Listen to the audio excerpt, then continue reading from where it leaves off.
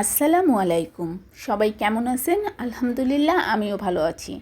আর সবার জন্য আজকে খুবই মজাদার এবং খুবই সহজে বাসায় থাকা অল্প উপকরণে কিভাবে বিকেলের ঝটপট নাস্তা তৈরি করা যায় সেটা নিয়ে হাজির হয়েছি।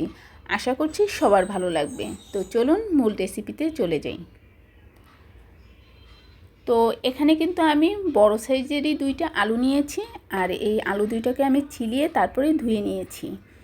আর এখানে আমি এই যে গ্রেটার নিয়েছি, আর এটা কিন্তু ছোট একটা ছিদ্র, বড় একটা ছিদ্র। তো আমি কিন্তু বড় ছিদ্রটা থেকেই কিন্তু এই যে উপর নিচ করে এই আলুগুলোকে সুন্দর করে এরকম ছোট ছোট কুচি করে নিয়েছি।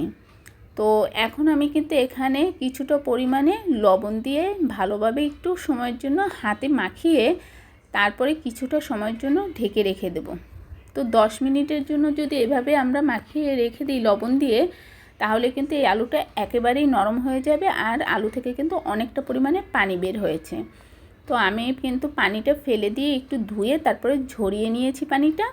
তো এরপরে কিন্তু আমি আবারও স্বাদ মতো লবণ দিয়েছি, আর দিয়েছি সামান্য একটু মরিচের গুঁড়া, আর এখানে 2 চা চামচের মতো কর্নফ্লাওয়ার দিয়েছি, আর দিয়েছি এখানে একটু চিনি ফ্লেক্স।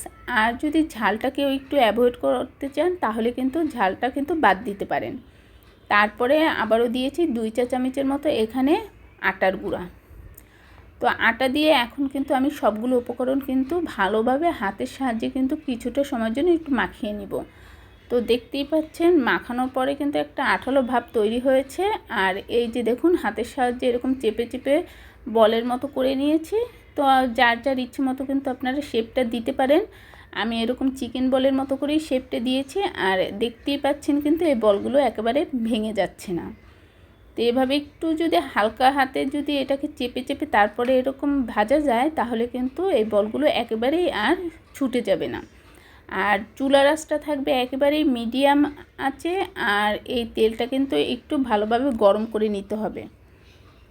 তো একটু সময় নিয়ে ভাজার চেষ্টা করবেন, তাহলে কিন্তু এই স্ন্যাক্সগুলো কিন্তু অনেকটাই মচমচা হবে, এবং কিন্তু ভিতরের অংশটাও কিন্তু আর কাঁচা থাকার ভয় থাকবে না। এটা কিন্তু খুবই মজাদার একটি রেসিপি হয়, আর বাচ্চাদের করে দিলে এরকম একটু ভিন্নধর্মী নাস্তা বিকেলে, তাহলে কিন্তু বাচ্চারাও কিন্তু একটু মজা করে খায়। আর এই নাস্তাটা কিন্তু ছোট বড় সকলেরই কিন্তু খুবই পছন্দের একটি খাবার। তো এটাকে কিন্তু আমি খুবই হালকাভাবে এবং কিন্তু অনেকটা সময় নিয়ে একটু ভেজেছি বিধায় কিন্তু দেখুন কালারটাও কিন্তু সুন্দর হয়েছে, আর এটা কিন্তু অনেকটা মচমচে হয়েছে। তো আলহামদুলিল্লাহ আমার নাস্তাটা কিন্তু কমপ্লিট হয়ে গিয়েছে। আর এরকমভাবে যদি বাচ্চাদের করে দিতে চান, তাহলে কিন্তু আমার রেসিপিটি ফলো করে একবার হলেও বাচ্চা এবং বড় সবাইকেই বাসায় একবার ট্রাই করে দেখতে পারেন।